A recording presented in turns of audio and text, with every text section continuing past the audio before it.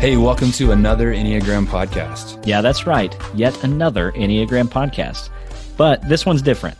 Another Enneagram podcast is here to help you be a better leader for your team. We know leadership is already challenging enough, and it can be downright frustrating when your team communication breaks down. Another Enneagram podcast is here to tell you stories of leaders just like you who are learning how to lead their teams better with the Enneagram. If you want your team to communicate better, be more productive, and love their jobs, another Enneagram podcast is for you.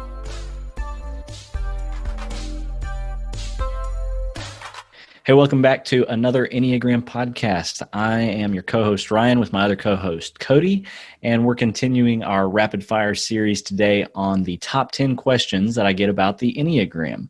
So these are shorter episodes than our normal ones, but I think they will be particularly helpful to people to understand the Enneagram. So, Cody, ready for the question today?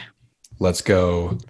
All right, this one is fun. This is number 9 on our list. The question is, what's up with the weird symbol? It kind of looks like a pentagram. Yeah, I remember when I first saw it, I was kind of like, what is this cult I'm about to join? But it's actually really useful when you kind of understand the layout of the picture itself, the gram itself. Yeah, Ryan, you can probably explain the lines and everything like that better. I know them as lines of integration and disintegration. But yeah, the actual way the gram looks, the symbol looks, is actually a really useful way. It helps explain more about how the Enneagram works, how it flows, how it functions. And so, yeah, I'll let you handle the rest of that one. Yeah, you called it like lines of integration and disintegration. Depending on who you talk to, you'll hear different terminology for it. But whatever the term is, like I use stress lines and security lines is what I typically say.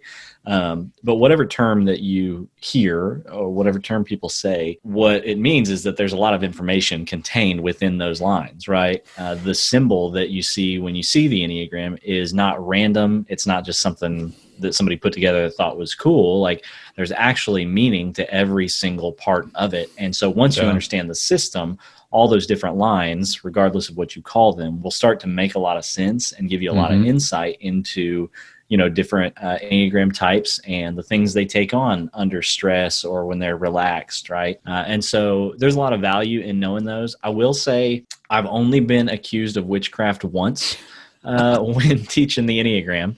And that was kind of funny. I was at, well, I won't say where I was at exactly, but there was one person who really didn't like how the symbol looked. And in the survey afterwards, that was the feedback I got, that he was kind of not down with the witchcraft thing.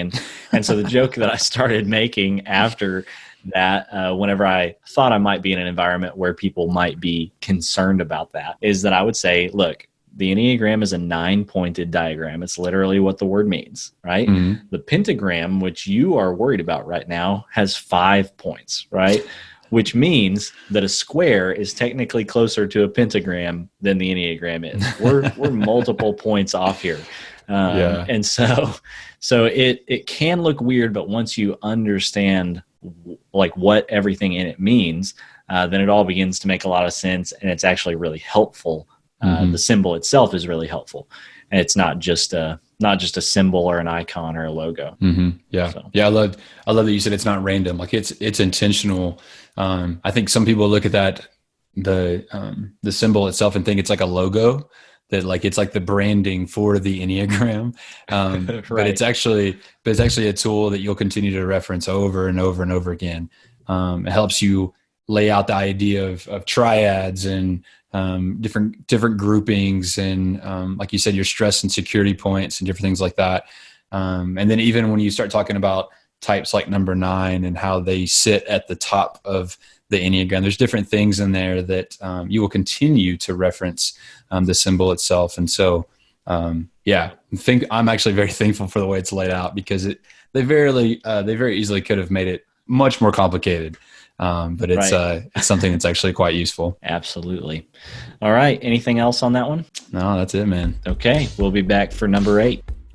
Hey, thanks for joining us today on another Enneagram podcast. As fellow leaders, we know it can be frustrating when it seems like you always run into the same problems on your team with the same people. But leaders just like you are learning how to lead their teams better using the Enneagram, and you can too. So if you like what you heard today, we would love it if you would share this podcast on social media and leave a rating or review wherever you listen to podcasts, preferably only good, reviews and ratings. That would be great. If you'd like to connect with us, you can find us on Instagram. We're at Another Enneagram, or head over to our website, anotherenneagram.com. Thanks for listening, and we'll see you on the next episode of Another Enneagram Podcast.